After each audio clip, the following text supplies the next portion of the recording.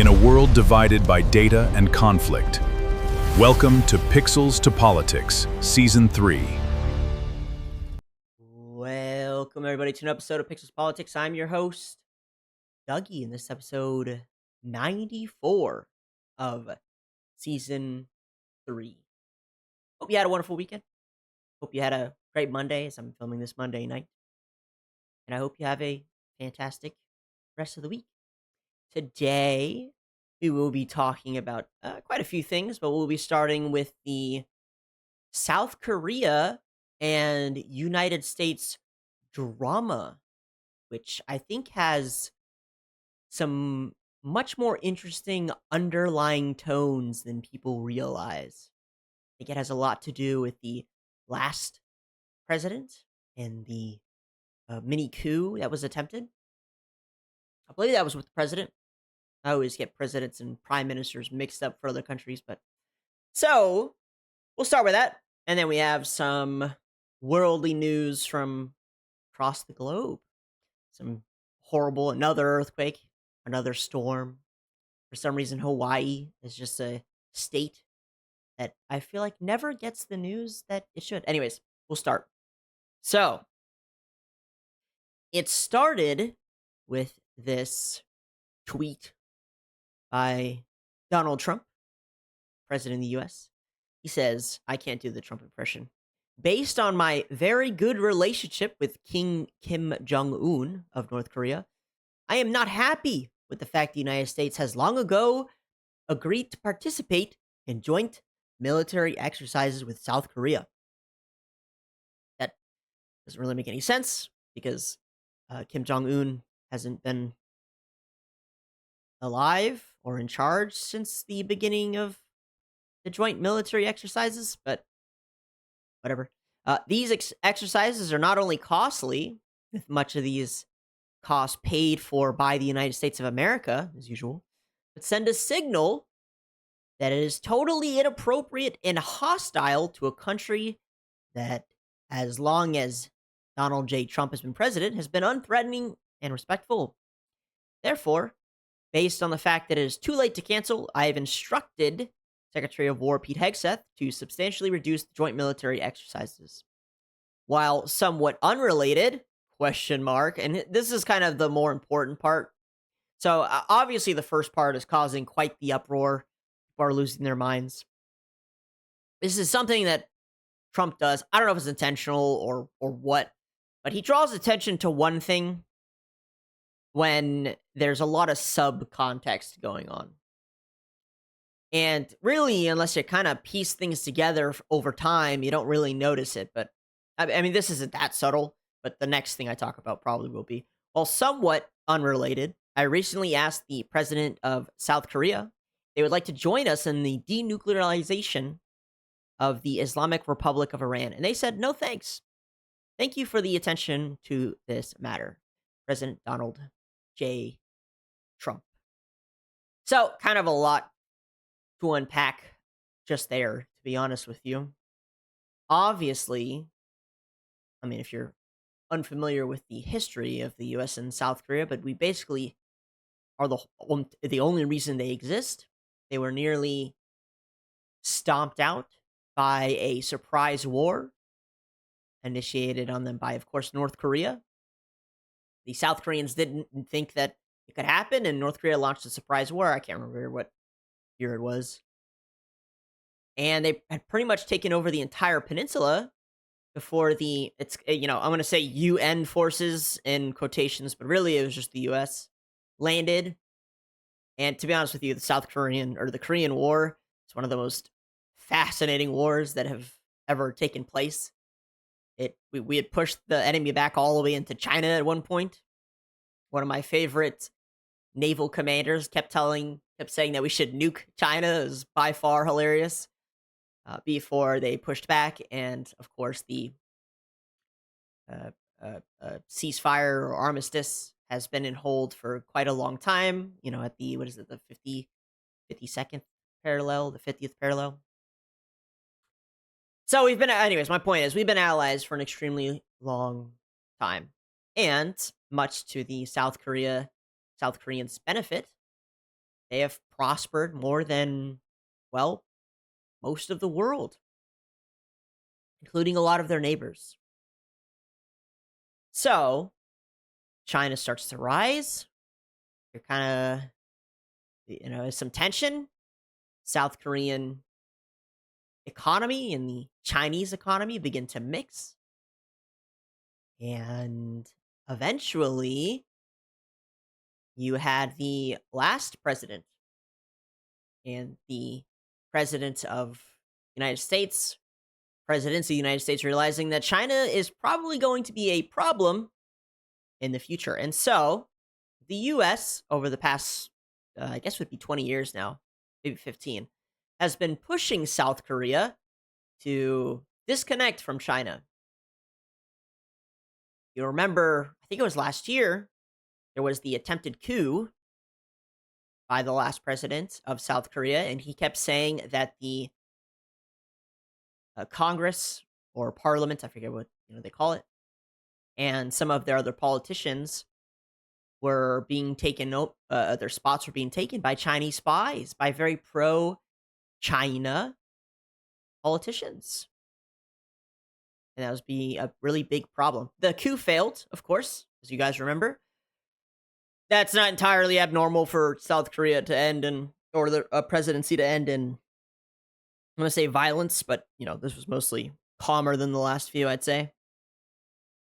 But I think the reason why is the most important, because after that guy, we have this new guy, Lee Jae Myung, I don't know, don't kill me, who has taken over, and he is much more, I don't want to say pro-China, but he's much more okay with the Chinese-South Korean relationship. As a matter of fact, he's been very promotional and accepting of the increase in Chinese tourists. And it's becoming, obviously, a very deep political issue for America, who sees China as a future enemy. And by future, I mean within just a few years now. Maybe just 2. Maybe sooner. Don't know. So I could be reaching. I really could. But as far as I can tell, if I really had to chalk this up to something, I think it has way more to do with that than anything.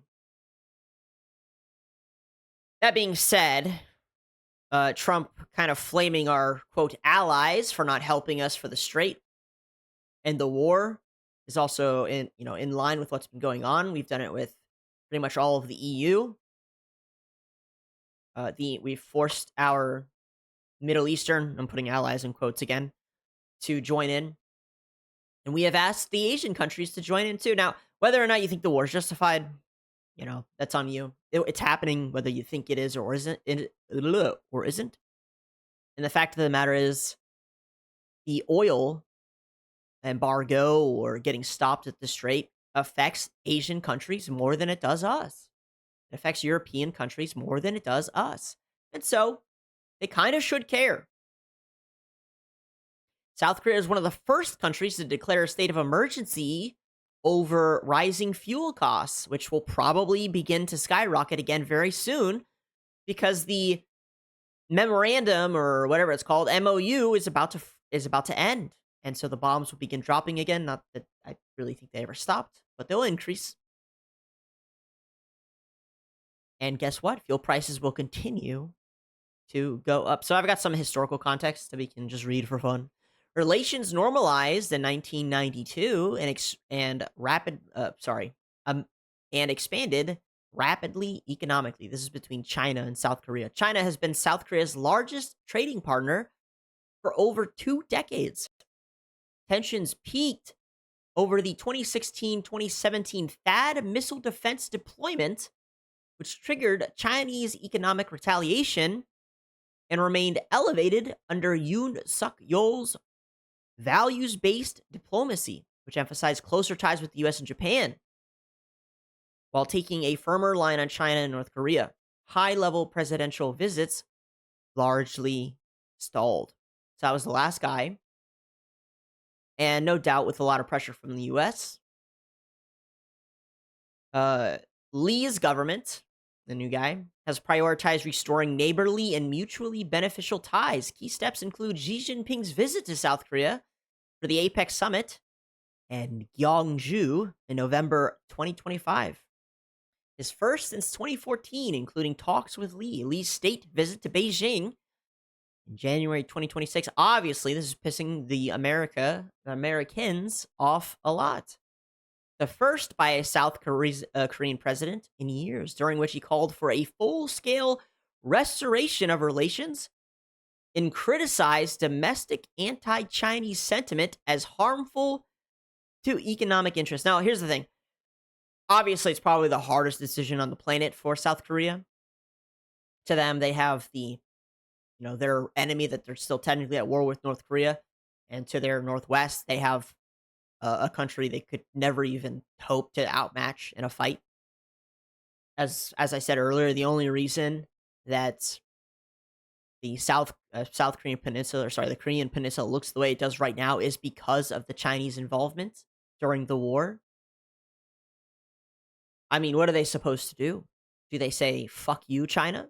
And then just live, off of America and Japanese relations? They could, but the transition would be brutal for them. Just recently, the president of Beijing said that they were trying to end the war officially with North Korea and restore relations with their neighbor. I'm not Korean, obviously. I don't know what's best for them. I don't know what they want to do as a population. I see a lot of anti-immigrant sentiment. I see a lot of anti-Chinese sentiment. But what I do know is that they probably have a very tough choice to make. The US and China are dividing the world up. It has a lot to do with AI and rare earth minerals. You have to pick a side. You can't choose both. And it's very possible that the US knows damn well that South Korea is actually going to pick the side of the Chinese. Could happen. That probably will happen. Who knows? The two leaders held reciprocal visits in late 2025 and early 2026 that both sides described as providing strategic guidance. Ongoing high-level contacts, including a planned visit by Chinese Foreign Minister Wang Yi to Seoul late August 2026, as of recent reports, which is only in a few days. Economic and cultural cooperation is expected to advance, even as differences on North Korea and Taiwan are reaffirmed. Yeah.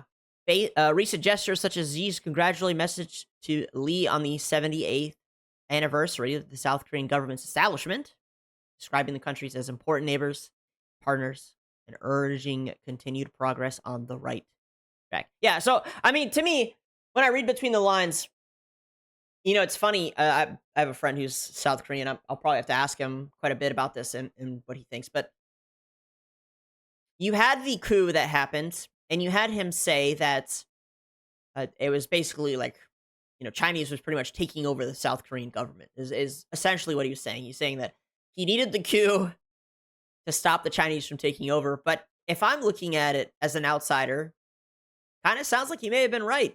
Not to justify a coup, of course. But it's possible he may have been correct. Or he may have been the one trying to do the coup on the behalf of the Americans. Who knows? Lee has framed 2026 as the year for comprehensive restoration ties, emphasizing pragmatic, interest-based diplomacy while maintaining the U.S. alliance. Good luck. I'm not sure that's possible anymore, as the tensions keep increasing. But again, for them, how do they have a choice? Is it possible for them to even have a choice? Cooperation memoranda and agreements in AI, biopharmaceuticals, green industries, the silver economy, technology, intellectual property, and consumer goods. Business delegations accompanied Lee's visit. This is between South Korea and China again. Increased Chinese investment pledges to South Korea, reaching record levels. In some reports, partly as firms seek to navigate U.S. restrictions and efforts to revive tourism and people-to-people-to exchanges. Yeah, people-to-people exchanges sounds more like, hey, we're trying to increase our birth rate. Personnel exchanges rose significantly. Yeah. Anyways, so this is what he had to say live Protected by us for just many today. years. And during my first term, I will say, I'll let him run this first line. South Korea has been protected by us for many, many years. It's kind of true. Just based on context of what happened. And I'm not saying, they owe us or anything, but context for what happened. The only reason they exist is because we went in and saved them. That's just facts. It's just the way it is. That is exactly how it is. And judging by what North Korea did the first time, if we didn't stay, if we didn't help them thrive, like we did with Europe, if we didn't have our troops there now, who's to say what could have happened? He's not entirely wrong. It's very possible. And I'm not saying they owe us, but I do think the South Koreans, have a very tough choice they may have to make within just a few short years. I don't think they get to declare neutrality. Not only that, but they obviously are host to a number of U.S. bases. I think we have over 60,000 troops there. Let's listen to the rest. And during my first term, they agreed to pay close to $3 billion a year for protection because we don't, they essentially weren't paying. And I asked them to do that at my request. I said, not right. They weren't happy about it, but they agreed. I asked for $10 billion, and they were very unhappy. But we agreed for a short term that it would be $3 billion, and next year it would go up, and the next year it would go up, so they start paying for their protection. When the election was rigged and I ended up watching for 4 years and then coming back, I watched Biden rescind that $3 billion a year for whatever reason. When I called recently the president of South Korea, who I think he's very nice actually, but I called him, I said, would you like to give us a little hand? We don't need help with Iran, but if you'd like, give us a hand with Iran. He said, no thanks. This is also important too. It's a weird time to be politically or just an American who cares about the politics of the U.S. Because on one hand, I think most of us don't think this war is justified. But at the same time, it is weird to see so many of our quote allies kind of turn their back on us a little bit. I'm not in agreement with everything Trump says, but there are some things I'm in agreement with, and one of those is the fact that we kind of are getting ripped off. Most of it has to do with globalism and not really the countries directly. Other countries' governments demand more from global corporations than America. This is true.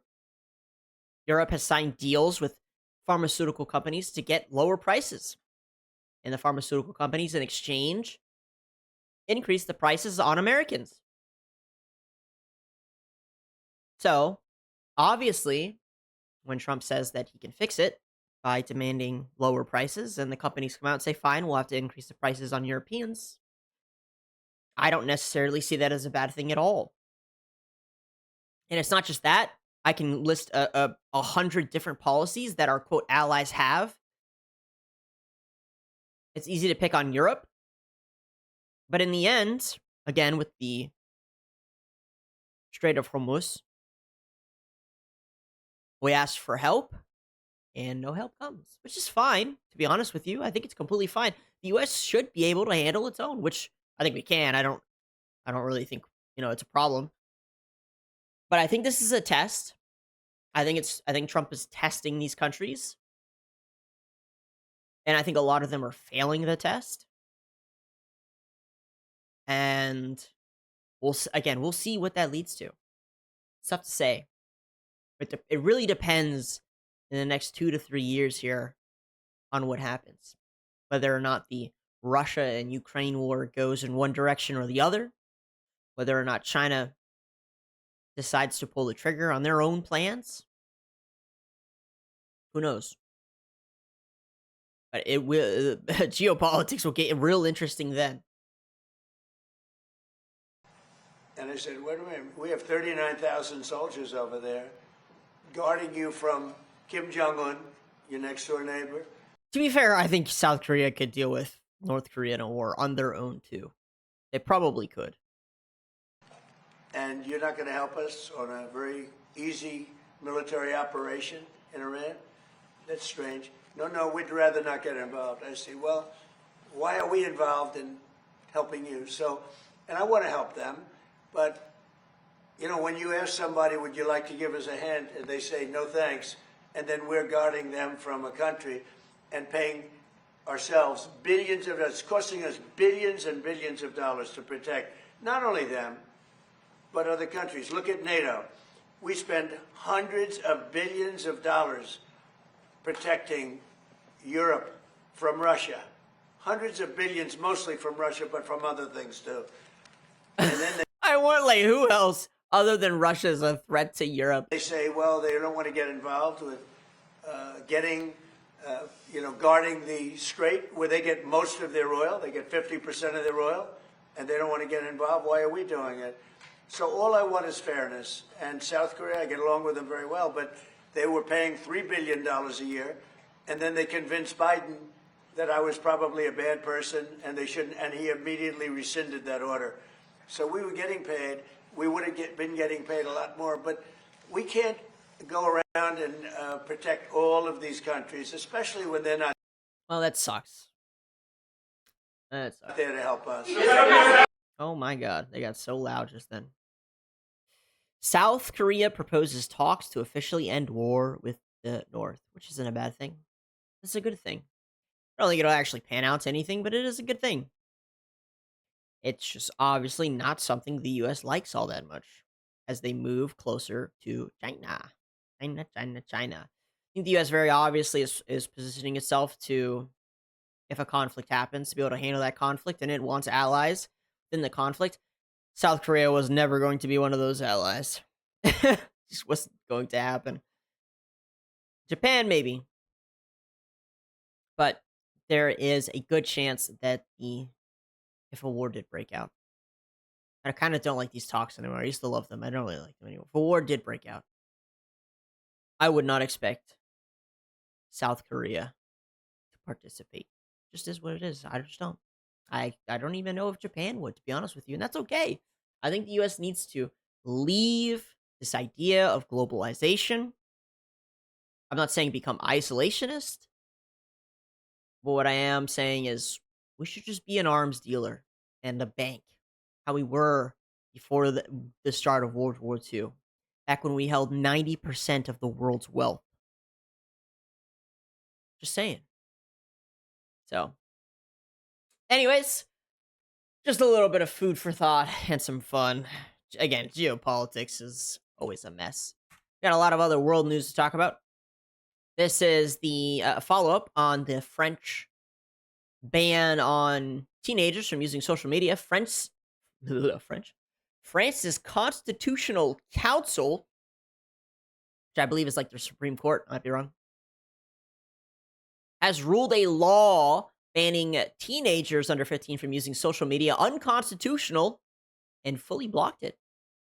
According to the council, it violates freedom of speech and would force every internet user in France to confirm their age, which also affect the protection of personal data. The decision by the highest constitutional review body was issued less than 3 weeks before the planned entry into force of the restrictions. Wow, it's kind of a surprise from me. I also don't think it makes that much sense.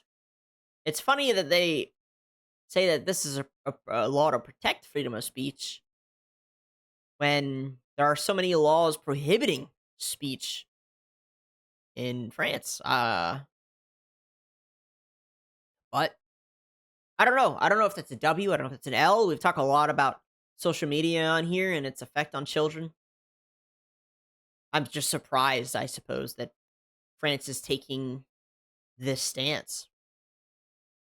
Most likely, they'll be able to pose some form of restrictions, but just not be able to pass a full ban. And yeah, I'm curious how European law, like, let's say the EU passed a law banning kids under 15 using social media. In the French Constitutional Council stop that from happening? I don't know. I don't know how that works. Will other countries follow suit? All I know is I've seen people get arrested in France for other things, talking about migrants and whatnot. Oh, I almost forgot. I do have a follow up on Suda, guys. I wish that situation wasn't the way it is, but we're gonna. I didn't want to do a follow up because it was just real nasty stuff, but it's not getting better. It looks like it's getting worse. Listen to this. Totalmente. Es que A doctor in Suda is almost crying on live television. Every hospital is completely overrun with migrants. Oh, sorry, if you don't remember the Suda thing, basically there was some kind of like coordinated invasion into the Spanish enclave on the African continent by Morocco and probably some other world governments. Wink, wink. Anyways, they kept saying they got them all out. They got them all out. It's very clear that they did not get all of the migrants out. And it has just been chaos. Their rooms are full. Medicine is running out. They even opened a dedicated hospital for migrants, and that one is full too. Doctors are afraid to treat them. They're scared of being attacked. She says when she goes home, the entire street is filled with migrants. We have some videos of it. It's insane. It's wild. The parks, the football fields, everywhere. She's afraid to leave her house. Sexual assaults are rising. Yeah, that's the most annoying part. The Spanish government has abandoned its own citizens. But yeah, I mean, this is just trash. I think this is apparently current. If you're only listening, it looks like a beach, beach off the coast of India or something. Wow. There's trash everywhere. Sandals, shoes. It it looks very clear to me that they did not get all of them. But you know what they said was they actually weren't going to deport anyone who was underage and that they were waiting to get asylum. And these are Suda Hospital has revealed that 5 girls under the age of 14 have been admitted over the last week suffering from you know what. On average, Suda recorded 3 to 8 rapes reports a year, including adult victims, and I believe that's now like, they've gotten that amount in just 2 weeks. This is nice and loud. Break my eardrums. Thank you so much. A pregnant Spanish woman in Suda unleashes after a migrant defends the invasion of Suda. She says the Spaniards are locked into their homes because it's impossible to take your children safely to the playground as the migrants are fighting everywhere. Mujeres violadas. Entre ellos se los llevan al monte. Violadas. ¿Dónde está la policía que tenemos aquí? ¿Para qué estamos pagando impuestos? ¿Por qué no lo recogen? Estoy hablando. Las mujeres de aquí tenemos que estar así. He's speaking on behalf of women and just saying women feel unsafe. They're under attack. They're being terrorized. They can't go to their own homes. They're living unfair. Where are the police? Get out of here, she says to the other guy. He finally leaves. It's very unfair that we have to live like this. It can't be. It can't be. Yeah, so it's still obviously a problem. They clearly did not get all of them like they were saying. She's calling for Spain to help. This is just 16 hours ago. And yeah, I mean, I can only describe it to you guys if you are just listening, but I mean, I'm a Floridian. This looks like the beaches during major holidays, although worse. I mean, this is just so many people. It's crazy. You would think there's a fucking sporting event going on, like FIFA. I mean, the streets are clearly still very full. And look, I'm not saying I'm for or against a mass invasion of migrants into a small enclave. I'm just saying this is probably too many for this small little enclave to be able to support. It looks like a third world fucking country is what it looks like to me. They just didn't get them all. That's all I'm saying, guys. Thousands of illegal migrants in the Spanish enclave of Ceuta are holding a mass protest demanding asylum and to be sent to the mainland of Europe. I want to go to Spain for help my family. One of the migrants. They're all holding up signs. I'm going to assume asilo means asylum. We are also human. Yeah. Silo. I'm going to assume that means asylum, but yeah, I mean, there's still clearly a lot, and these don't all. I mean, maybe they do look kind of young. These could be all underage. No, there's no way. There's no way. There's no way. I'm not gonna talk about all the economics of all of it, but what I will say is that it's crazy how just a single tweet from the Prime Minister of Spain saying that they got them all made this situation, go away from the zeitgeist. A mother in Ceuta has broken down in tears. My 16-year-old daughter has to go everywhere with her father or with me because the migrants devour her. I can't take it anymore. I want them all gone. Oh, man. Illegal migrants break into and vandalize at least 6 schools in Ceuta. Yeah, anyways, my point is, it just, obviously, there are still a lot. Person is saying xenophobic attacks and racist assaults by far-right extremists hunting migrants, shouting invaders in Ceuta, fascists calling themselves patriots. I mean, is it really fascist to control your borders? I don't think so. I mean, people are here illegally. Is it fascist to kick them out? I don't think so. But that word has changed meaning so many times. Well, not really so many times, but a lot recently. Uh-oh, that's a naughty word in Spanish. Again, it's hard to know if this is what they're saying it is. Could be anything. These could be migrants themselves. You never know. I'm going to assume not. But the people will defend themselves if they feel threatened. And if the police aren't doing what people think that the police should be doing. I mean, it's really not that hard. It just looks like a mess. So, anyways, my point is, Ceuta, I see you guys. The situation clearly is still not entirely fixed. I had seen... I'm going to see if I can just find it really quick. But I had seen more invasion attempts by mass... No, this isn't it. More invasion attempts. Although I can't seem to find them anymore. Even beyond that one time. I'm going to assume it keeps happening. Nice little fun chart here. This is from the Denmark's Ministry of Finance. They released the official data on the net fiscal contribution of immigrants from 36 different countries.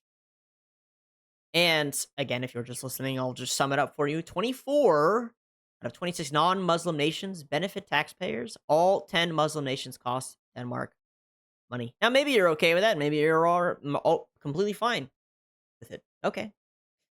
I'm just putting the data out here. This is by the official Denmark government, so please don't flame me for, quote, racist stats. I did make them up. It's not me, okay? It's Denmark. But I'll read some of the net takers versus the net contributors. Just the net takers would be Iran, Bosnia, Turkey, Pakistan, Yugoslavia, Morocco, Eritrea, Afghanistan, Iraq, Lebanon, Syria, and Somalia at the bottom, with a negative 28,000 per person, which I believe is in line with data that we've seen from other countries. With the most positive contributors being from the UK, from France, the US, and Netherlands, and believe it or not, India is up there in 5th place. Italy, Sweden, Spain, China. How many Chinese immigrants are in Denmark? Ukraine, Lithuania, Germany, Poland, Norway. The very bottom of there is Sri Lanka and Philippines. So do with that information what you will. It is very similar to what we've seen kind of across the board. from economic data for most countries. Which I don't know if it should be surprising or not. The Somalia one, I think Americans will be most familiar with. Moving on, moving on. I don't think I have it in my notes, but I do want to talk about Hayden Panettiere. I think I'll talk about it at the end. I have something else to show. Anti-Israel graffiti appears on U.S. military plane in the Persian Gulf. Where did my video go? What the heck? Huh. So, somebody took a picture of the wing. I believe it's of a oil tanker for the sky. Strato Fortress, maybe, I can't remember. But it had some interesting messages on it scrawled in by the soldiers. Be a good goy and do what Israel tells you to. Operation Epstein Fury. Peace Deal 64, number 64 incoming. All this for the Holy Land. Love Israel. I am a good goyim. BB's cucks. And IY flock cameras. I don't know what IY stands for. This is pretty much in line with what I hear from the people I know who are in the military. They understand. They know what's going on. They're not stupid. Okay? They're not dumb. Even the highest people in the highest commands, they know what the fuck is happening. And us Americans, we all know too. And I think today I want to talk about the upcoming elections tomorrow. A lot of primaries are happening tomorrow for, I think, the House and the governor positions. Quite a few. So there's a lot of noise about it. But I talked about it a couple episodes ago, and a lot of the voting lines has to do with Israel again. I could sit here and talk about Israel every fucking day, man. Oy vey. So much. But I just wanted to point out here, like, even the military, even our military men know. I just had a family member go into the military. We all talk about it all the time. Everybody knows damn well what the fuck is going on. Nobody's that stupid. Operation Epstein Fury. That's what's really going on. I love Israel. I am a good goyim.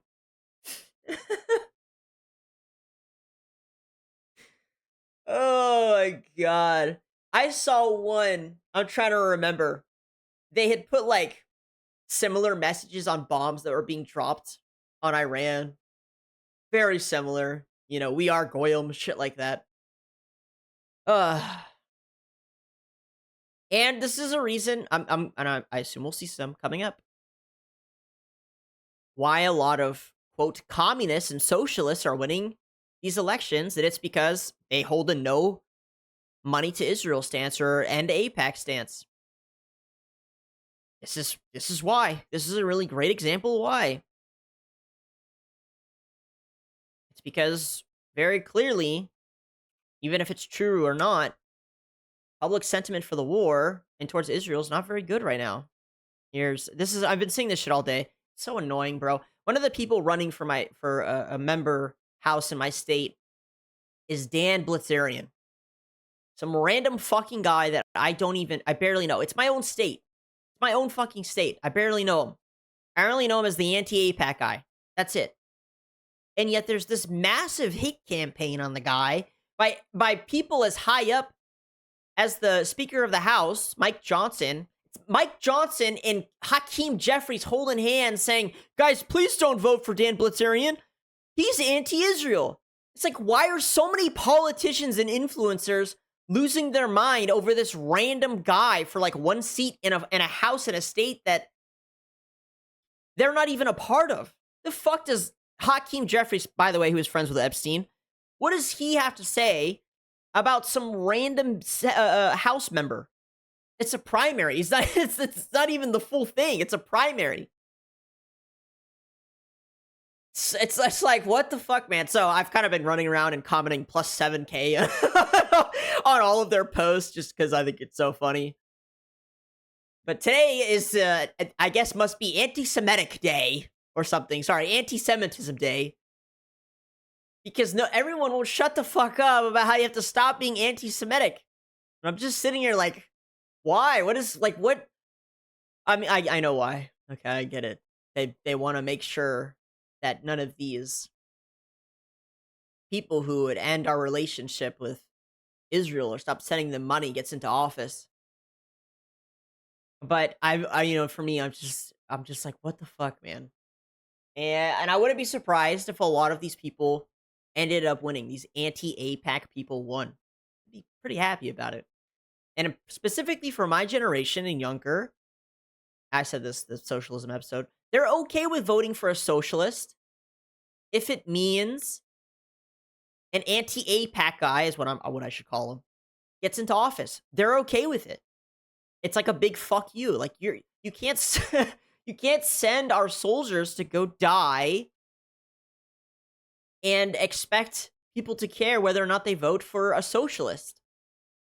Unfortunately, or fortunately, most people are okay with voting for a socialist if it means less money going to a foreign country, a certain foreign country. It is what it is. Here we have Trump's anti-Semitism chief, Leo Terrell. I didn't know anti-Semitism chief was a role that actually existed. But here's everything you need to know about why people are writing that shit on the wing of a plane, why people are voting for the socialists. Where have you found the most pungent examples of anti-Semitism across the U.S. so far? Everywhere. Oh my god, we're off to a fantastic start.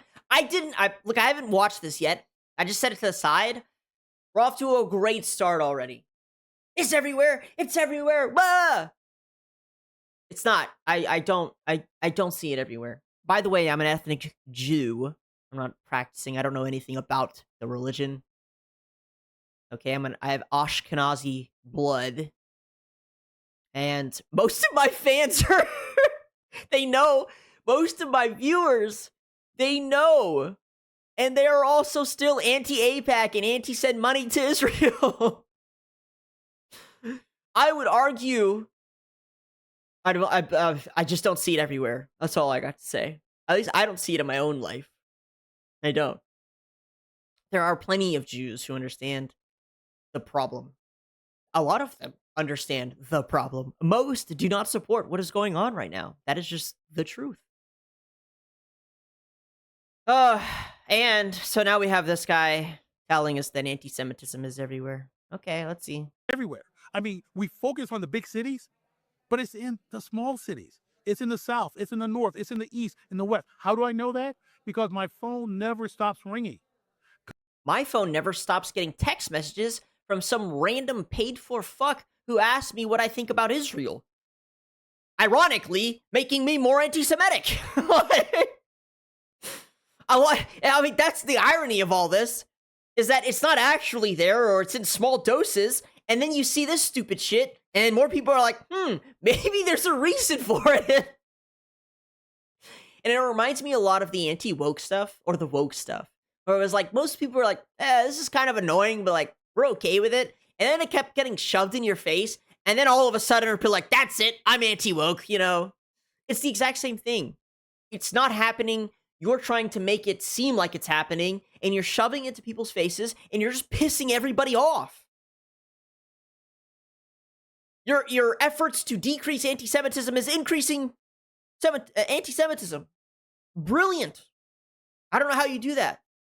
Why do I have this random Christian black guy talking about anti-Semitism? What the fuck? Complaints all over the country. And also, this is a way to avoid the question. We've seen this 1,000 times too. Where do you see anti-Semitism? Well, I don't actually have an answer to that question, so I'm just gonna say it's happening everywhere all the time. Nice, good answer. Of anti-Semitism, and the biggest problem, which How we send most of our money, foreign aid goes to Israel. We keep making Mossad members of our CEOs of our companies. Most of our top companies are not very anti-Semitic. How? Where? Obviously, you couldn't say where, so you just led with everywhere. I think is our next issue, the local level. We're at 30,000 the local level. Okay. feet of the federal government, but the local level is where the anti-Semitism is rampant. And can you speak at all to the spread of anti-Semitism online and how we're able to tackle that? Well, it's going to be a tough one because, first of all, I'm a civil rights attorney. I believe in the First Amendment. If you hate me because of my skin color and my religion, so be it. You have that First Amendment right. That's the beauty. The First Amendment right doesn't mean you're okay to hate somebody. It just says you're okay to vocalize your hatred of somebody. Of this country. Not that I think it should be stopped either way, but But when it crosses the line, when it incites violence, when it causes anyone to directly commit criminal activity, that's where the First Amendment is not an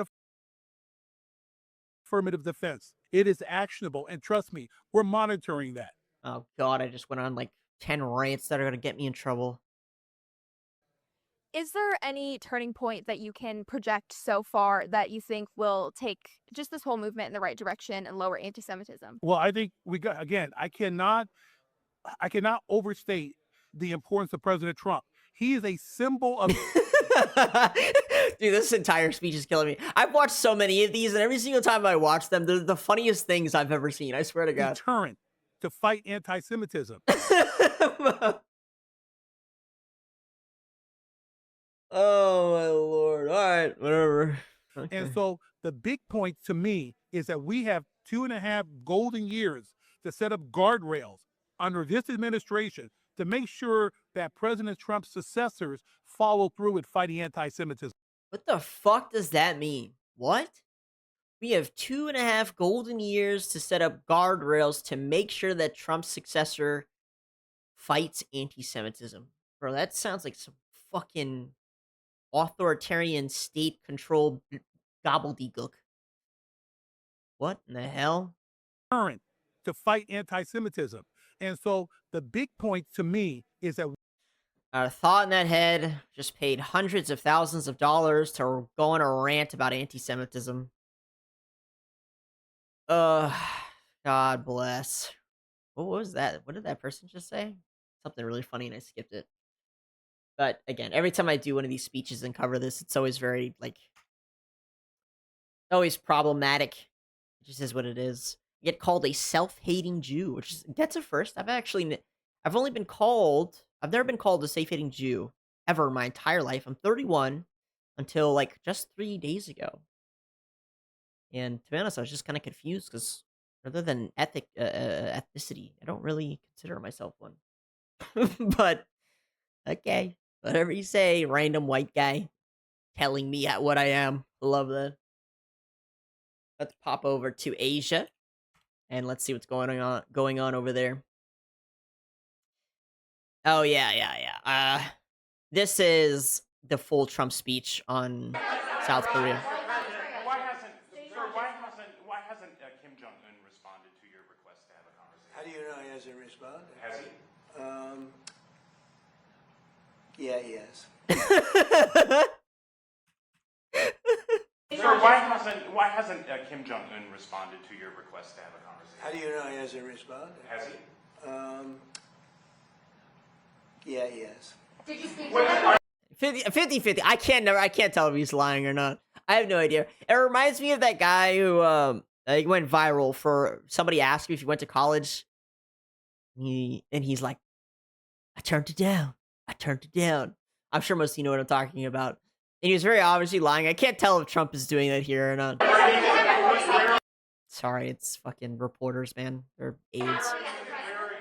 And very positive. Well, just so you understand with South Korea, look, South Korea has been protected by us for many, many years. And during my first term, they agreed to pay. Yeah, we already saw that speech.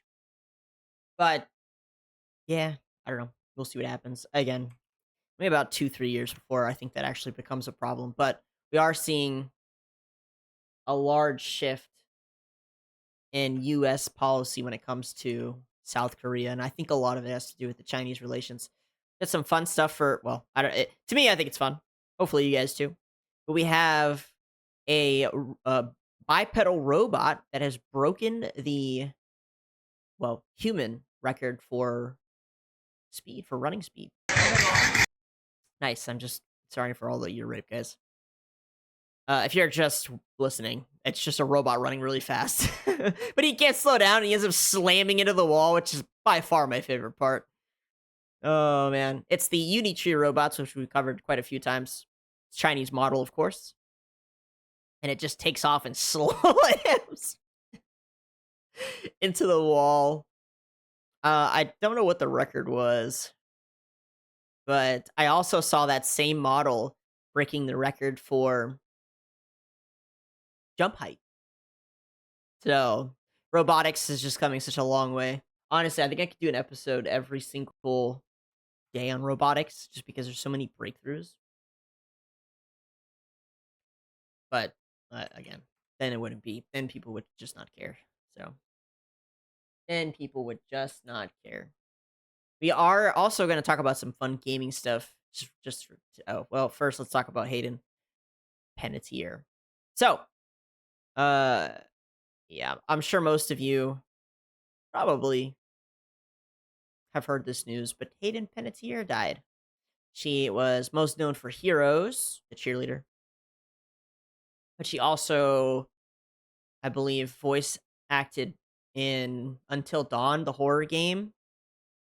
She's probably been in some other few things. I know her from Heroes, which I fucking loved.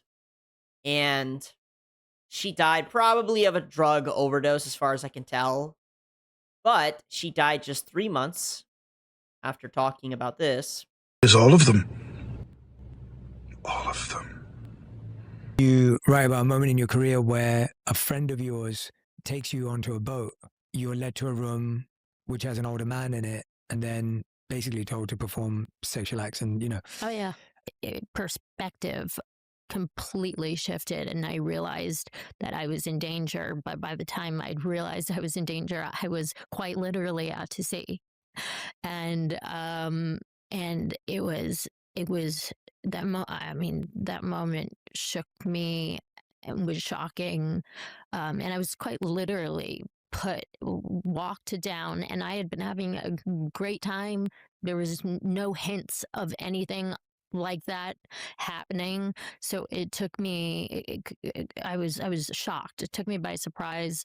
And it was led by somebody that I had grown to trust and see as a protector and somebody who had my back.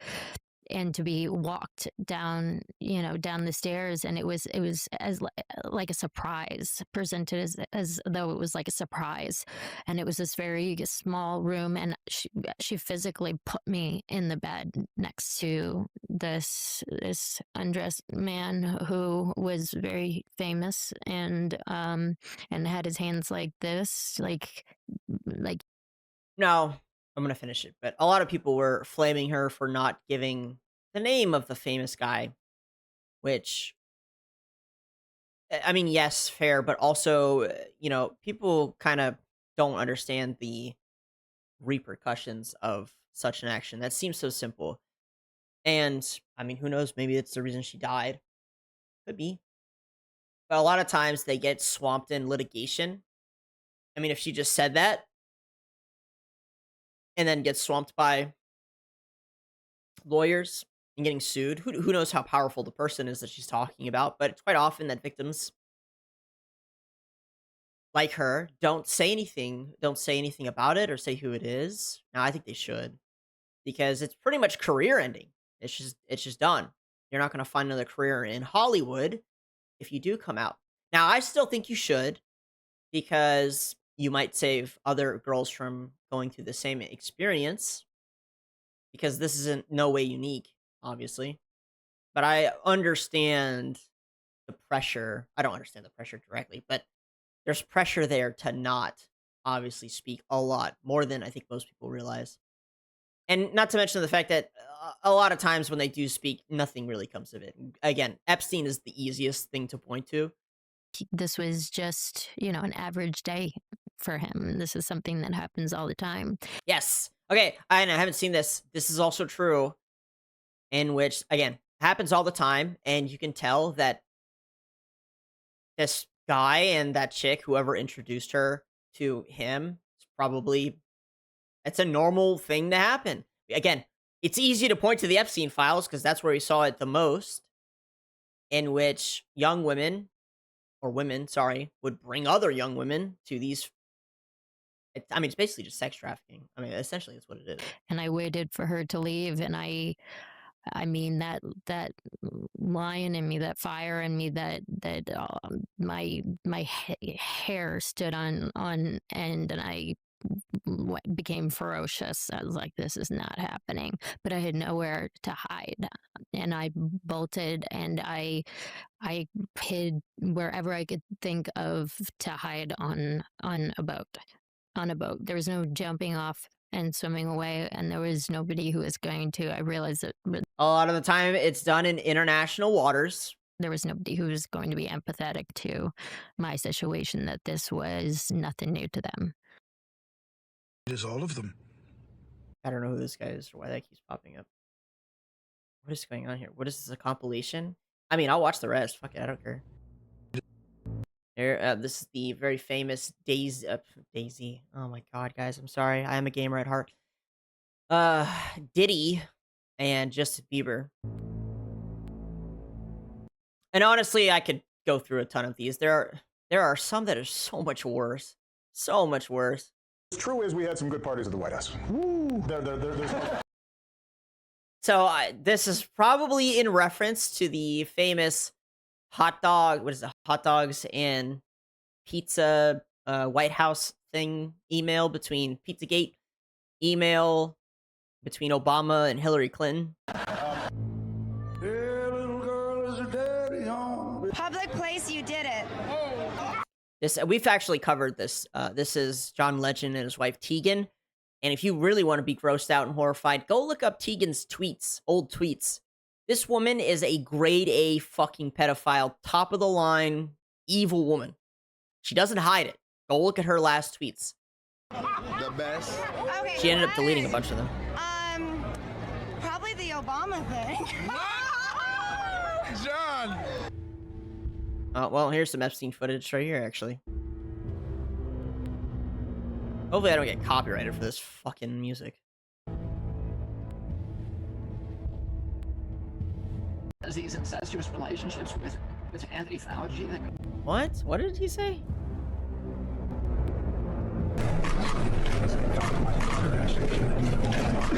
These incestuous relationships with Anthony Fauci that go back 20 years, where he's, paying Fauci, and they have all kinds of really corrupt financial entanglements with each other.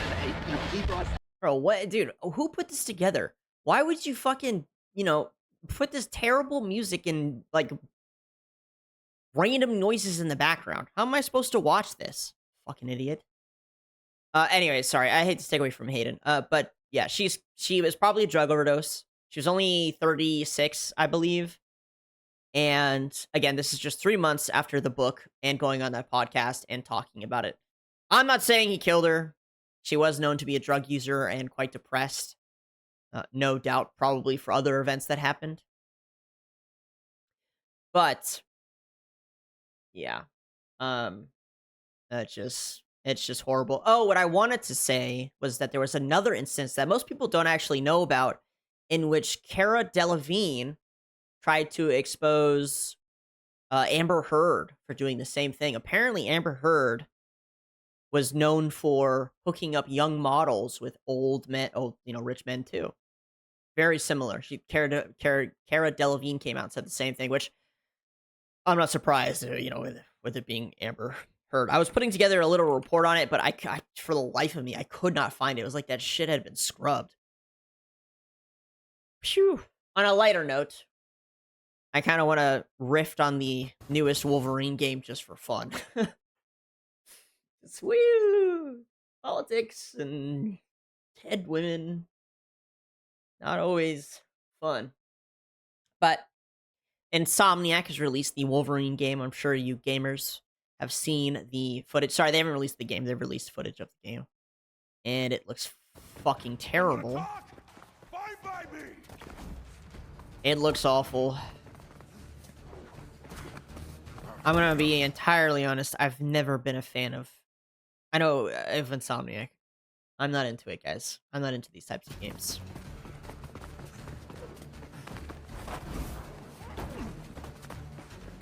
If you're just listening, I'm sure you've seen the footage, but this is the worst part. It's Wolverine. He's chasing a guy, and there's just a red trail following him like you're a fucking 2-year-old, which maybe the game is made for 2-year-olds. I don't know. And look, maybe the people who play these types of games, they're just, they like to turn their brains off and drool and just hack and slash their way through. Totally fine. I like hack and slashers too. But this is supposed to be a AAA game. And if you're looking at what the fuck I'm looking at right now,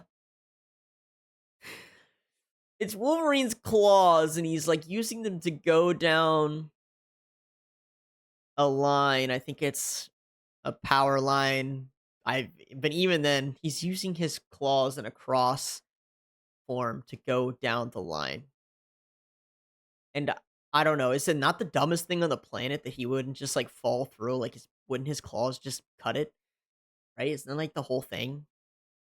But even besides that stupidity, visually, it doesn't make any sense. Like, his claws aren't even above it, and it's just his like knuckles touching it. Like, it just looks terrible. And again, I wouldn't flame this if it wasn't a AAA game, but it is. Combat looks terrible. It just looks awful. People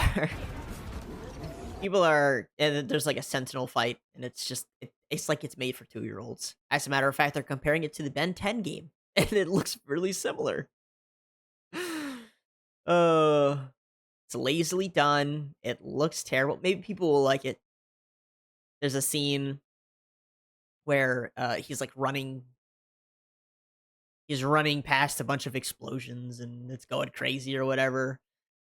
And the guy is just like hands off the controller, just like one finger pushing forward on it. Oh my god. It's so good. It's so bad all at the same time. I don't really care. I don't play those games. Oh yeah, I already covered this. It was the CIA threat.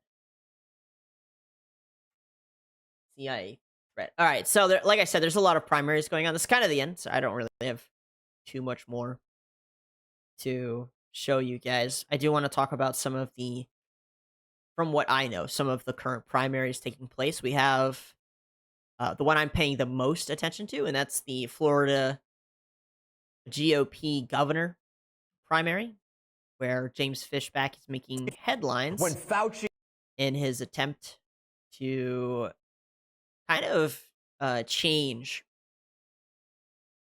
the current mainstream. Florida's very pro APAC. I'll just say that much. Very pro APAC. So is stop sending money, overseas, no data centers, and mass surveillance flock camera type shit. Which, I mean, yeah, as far as libertarian goes, and Biden were trying to lock us down and mask us up. There was only one man who stood up and had the courage to act, and his name is Ron DeSantis. All of the Florida governors praise DeSantis. It's kind of, you just kind of have to be honest with you. He has made a lot of good changes here. And he is the greatest governor in Florida history. Florida's hit a number of records, including like #1 economy right now, the growing economy, I think, in America. Huge increase from like being last in schools, elementary schools or high schools, to top 10, I think. A lot of changes. Sam Altman reveals ChatGPT could have perfect context of your whole life within 6 months. Oh my god. Jesus. This is the new senator, or sorry, new mayor. Dearborn mayor. That is the mission in which they will fail at. I was just 11 years of age when I had the first gun pulled on me for being Muslim. Does this happen? Days after 9/11. Did that happen? I just don't think it. I've got one guy telling me anti-Semitism is everywhere, and then I have this guy telling me that he's getting guns pulled on him for being Muslim. I've never seen that happen. I've never heard of these things happening. Ever. It's been 25 years since that day. Still unchanged. It's unchanged? Really? Everywhere you go, someone's pulling a... You've survived? You've survived fucking 25 or 15 years Having a gun pulled on you no matter where you go? I don't fucking think so, my guy. I don't think so. Proudly believe that the name Abdullah Hussein Hamoud is as American as any other. I mean, I don't want to make a comment, but like, I don't. That is the. Bro, I don't know. Everyone just makes up their fucking like victim stories. Anti-Semitism is everywhere, so give me all your money. Anti-Muslim hate, isn't it crazy how we have large amounts of Muslims crying Islamophobia and large amounts of Jews crying anti-Semitism at the same time?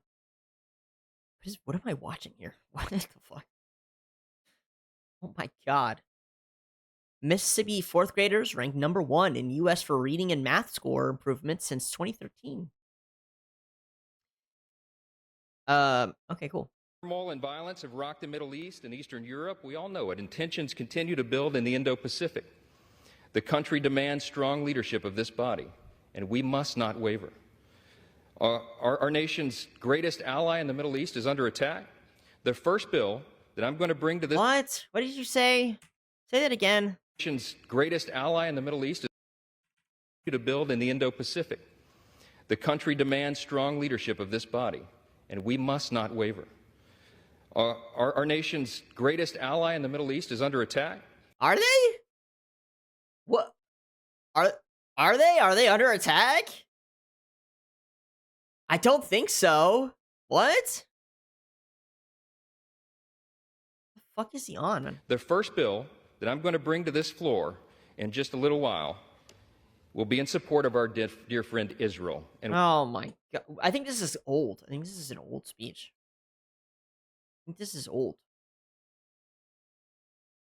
Maybe it's not old. We're overdue in getting that done. Oh my god.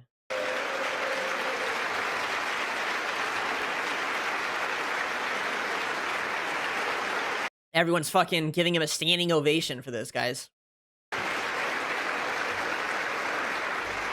We're going to show not only Israel, but the entire world that the barbarism of Hamas that we have all seen play out on our television screens is wretched.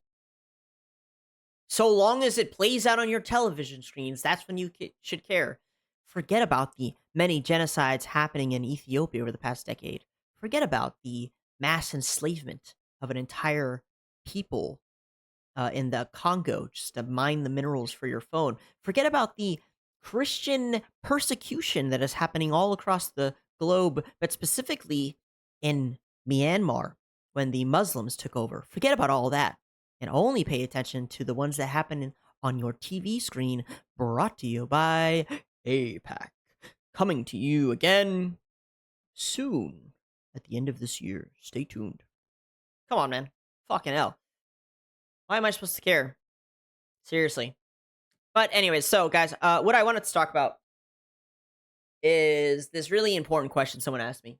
I believe it was over the weekend, but I think it was last week. Somebody asked me, they said, Doug, I have never voted before, and I want to get into voting. I want to start voting. Can you tell me what steps I should take? Something like that.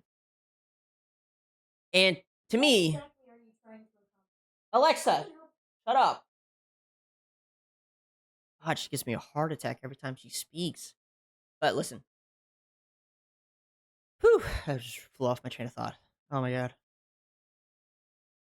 Honestly, it's one of the harder questions to answer because I don't really know the most correct answer. I can only tell you guys what I've done. And I can tell you the answer that I've gotten after asking someone I trust greatly with that answer. A, it's to be informed. It's the most important part. Don't just be informed about local and even global, but be informed about as much as you can. And the best way to do that, obviously most people are very busy. They have children. They have a full-time job, sometimes more. I think the best way to do that personally is to find a good source. That source might be a news agency like Ground News. Might be, maybe you trust CNN. Maybe you trust Fox. Maybe you trust a podcaster. All of those options while I don't think are always best, or as individually, they are fine. You should look for a source that you align with, in my opinion, morally more than anything. But hopefully they can encompass most of your values, including economically and socially. Either way, find a good source of information that you trust. And again, it can come from anywhere. For most people, it used to be the news, and now it's not the news. Now it's podcasters. Now they pick a podcaster that they trust, and that's who they focus on.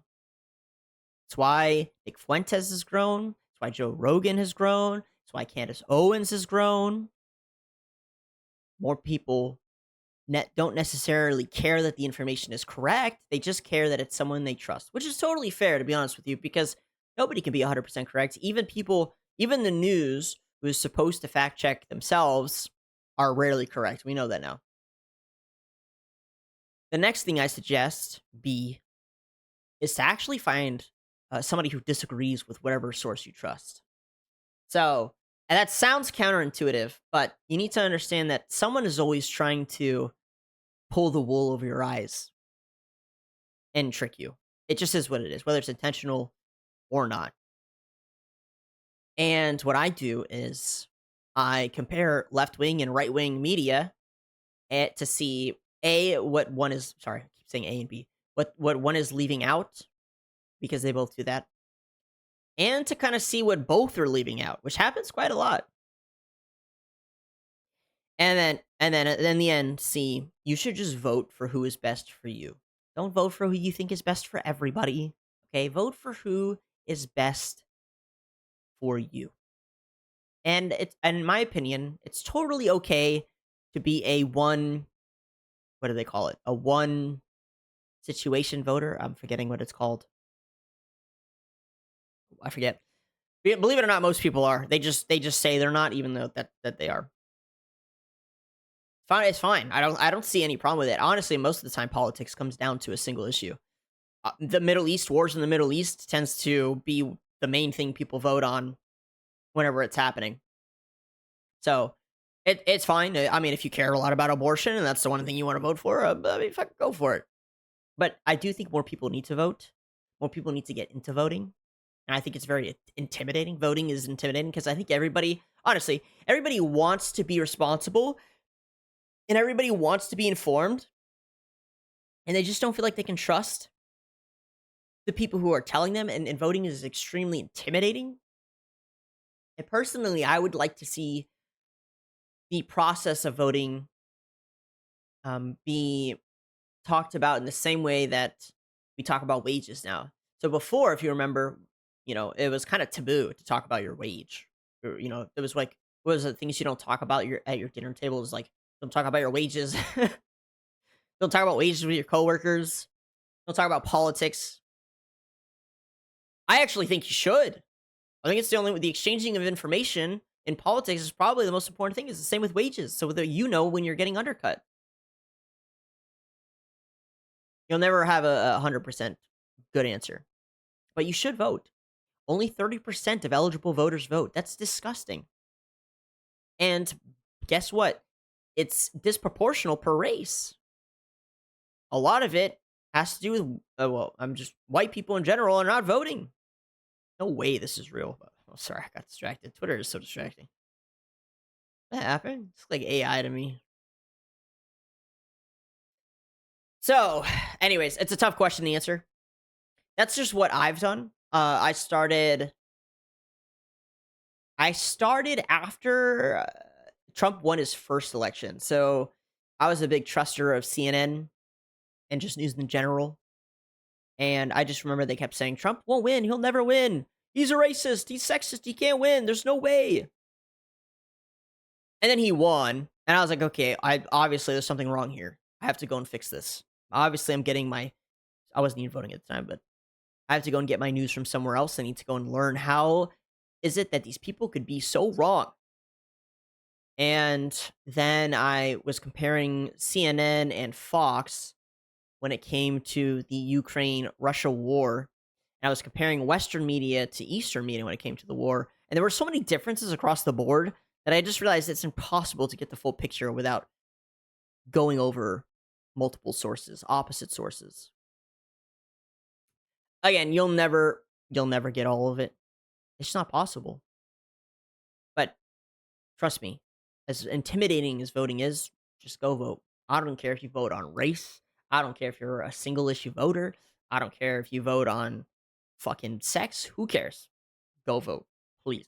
For the love of God, go fucking vote. It works. Voting does work. Because if it didn't work, we wouldn't be bitching about all these different things. We'd be bitching about something else. Yeah, so tomorrow is a big day for vote for candidates. Again, I am personally looking at the Florida governor, GOP governor primary. Mostly because I bet, don't tell anybody this, guys, but I bet a lot of money. I bet a lot of money on, well, I bet a lot of money against the front runner, Byron Donalds. Funny enough, he has a 99% chance to win. I put in money earlier, but I put in another like $14 just before I started the show, and if I win, I get like an extra $800. It's so crazy. Listen, this is my first bet. Do not follow me, okay? Do not follow me. Again, I have a 99% chance to lose. But I am convinced I will win. Just like all bettors are, I'm sure. We shall see what happens. Start with your local elections. They matter so much more than you think. Local elections matter way more than you think. And they're quite simple. Personally, I like watching the debates. And I learn a lot from watching people. And so watching someone debate is a great way. You guys watch, I mean, you guys watch me cover the debates. You know, I say all my thoughts out loud. I judge the shit out of these people. I think watching debates is a great way to figure out who you're voting for. Donalds, the Trump-endorsed frontrunner, holds a commanding lead in betting markets like Poly Market at 99 and Kalshi, bolstered by large crowds in Palm Beach and Miami-Dade, and support from Senator Rick Scott. Fishback pushes affordability and high turnout, claiming his campaign trails by just 4 points. While Collins highlights his lieutenant governor experience, polls show Donald's ahead on average, but some tightening with the results set to steer Florida Republicans into the November general election. Yeah, I know a lot of my viewers are Floridians. I love you guys. I love my state. I like my people. I think we're one of the most fascinating Americans around. 18-year-old crypto millionaire Richard Strocher has placed a staggering $500,000 bet on James Fishback to win the election. I wonder where he placed that. Excuse me.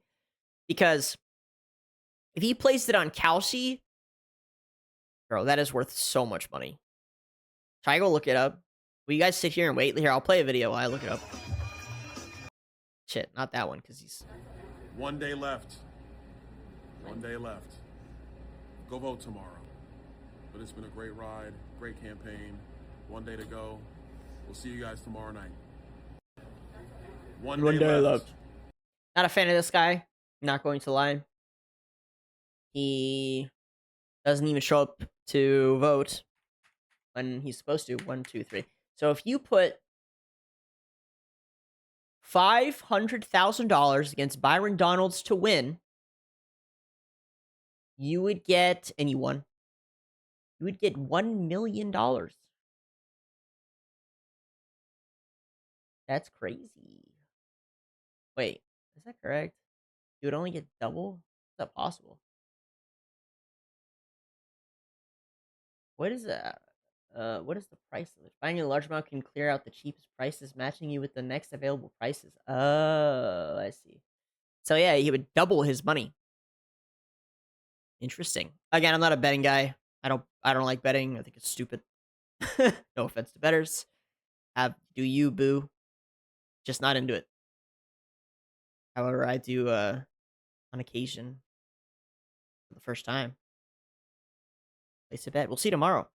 Anyways, good luck, guys, on whoever you vote for. I hope you get what you want. Obviously, you all can't. But I hope you get what you want. I hope all of us get what we want for the most part. And I think what we want is clearly obvious in this country, especially for people my age and younger. I don't even think it's a question. It's written on the planes. They're being used to bomb these other countries.